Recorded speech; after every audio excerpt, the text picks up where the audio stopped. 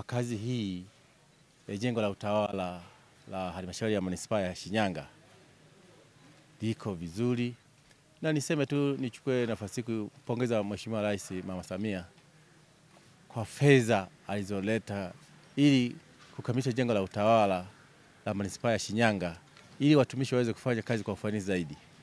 Na vile vile ni mstahiki meya wa manispaa ya Shinyanga pamoja na mkurugenzi wa manispaa.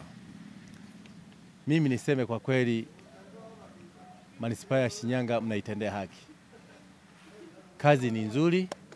Kwa ajili ya ushirikiano mkubwa, mkurugenzi, madiwani pamoja na mstahiki meya, kwa kutuweka pamoja, ndio maana tunasonga mbele, miradi inasonga mbele. Na pia nimshukuru sana Mama Samia kwa kutuletea fedha, na hasa sisi madiwani tumeamua kuzisimamia pamoja na mkurugenzi pamoja na mstahiki meya. Mradi huu unatarajia kugharimu kiasi cha taslimu shilingi bilioni 4 ambazo ni fedha kutoka serikali kuu.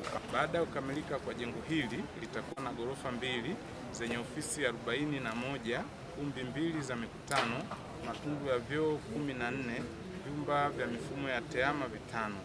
Mradi huu unatarajiwa kukamilika ifikapo tarehe 30 Disemba 2025. Hadi sasa mradi huu umekamilika, umetekelezwa kwa asilimia 89. Lakini kikubwa sana, namshukuru sana Mheshimiwa Rais wa Jamhuri ya Muungano wa Tanzania ametuletea fedha bilioni 4 kwa ajili ya ujenzi wa jengo hili ghorofa 2 la jengo la utawala, na kama unavyoona hatua ni nzuri, tuko hatua ya finishing, umaliziaji tu, na napenda kupongeza sana watumishi wangu, hasa idara ya uhandisi wote, kwa sababu wanasimamia vizuri kweli jengo hili.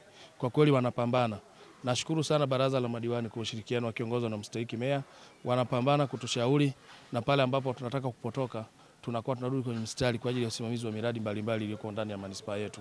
Nawashukuru sana. Shukuru Mheshimiwa Rais kwa kuendelea kujali maslahi ya watumishi wa umma, ambapo kuzingatia mazingira yao ili waweze kutoa huduma nzuri, lakini kwa kazi kubwa ambayo imeifanya wameonyesha umahiri wao wa kukabiliana na hizo changamoto na kuhakikisha kwamba fedha ambazo zinaletwa zinatumika vizuri katika kutekeleza miradi na wananchi kuweza kupata huduma.